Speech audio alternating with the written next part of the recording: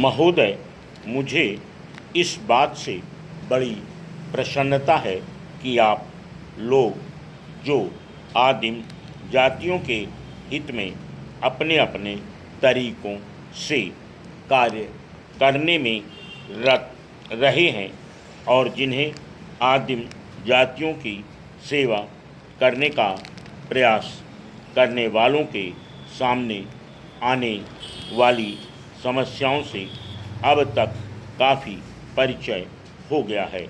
आज इस सम्मेलन में इस विचार से संवेद हुए हैं कि इस महान समस्या पर सम्मिलित रूप से विचार किया जा सके और आदिम जातीय लोगों की सेवा के लिए एक समन्वित योजना तैयार की जा सके।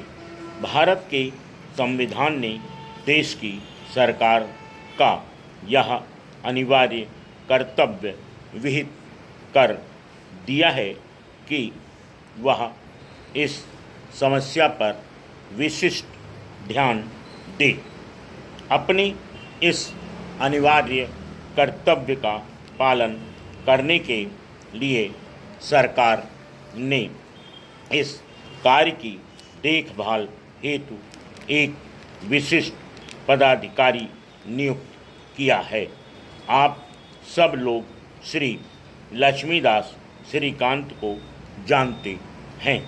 आदिम जातियों के हितार्थ कार्य करना उनके जीवन का उद्देश्य है और अब तक रहा है, किंतु यह समस्या इतनी उलझी हुई और जटिल है कि इसके लिए अनेक विचारवान व्यक्तियों के सहयोग की आवश्यकता है और इसलिए आज आप यहाँ एकत्रित हुए हैं, जिससे आप इस समस्या के स्वरूप को और अधिक स्पष्ट करने तथा इसको शीघ्र सुलझाने के लिए प्रभावी कार्यक्रम तैयार करने में अपना महत्वपूर्ण अंशदान कर सकें। भारत में अनुसूचित आदिम जातियों के नाम से ज्ञात लोगों की जनसंख्या लगभग 2 करोड़ है। वे समस्त देश में फैले हुए हैं, किंतु उनकी जनसंख्या का बड़ा भाग बिहार, बम्बई, उड़ीसा, मध्य प्रदेश, पश्चिम बंगाल, मध्य भारत, मद्रास और राजस्थान के राज्यों में है।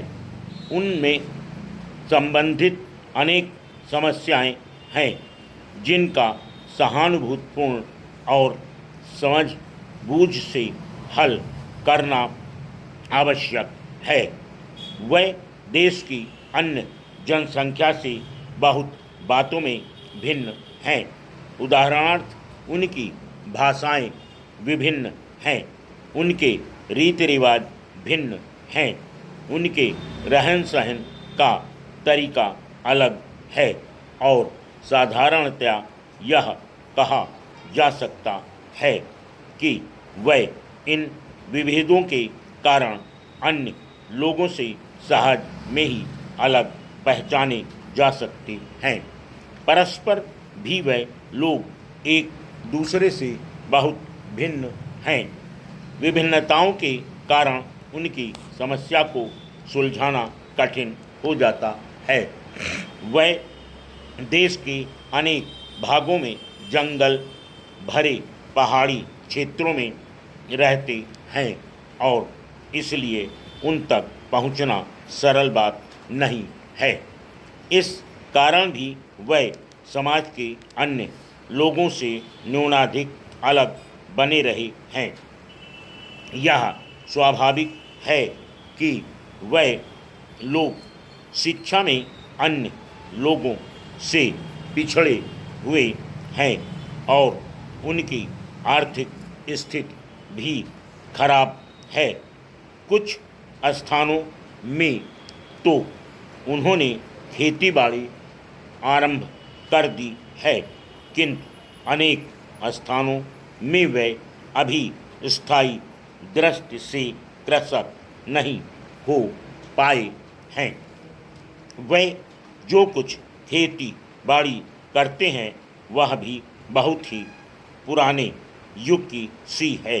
उनके यहाँ काटने बुनने की किस्म के कुछ कुटीर उद्योग हैं और कुछ आदिम जातियां तो बुनावट में बड़ी ही सुंदर डिज़ाइन डाल देती हैं। ये साफ सुथरे और खूबसूरत बने हुए घरों में रहती हैं। Full stop.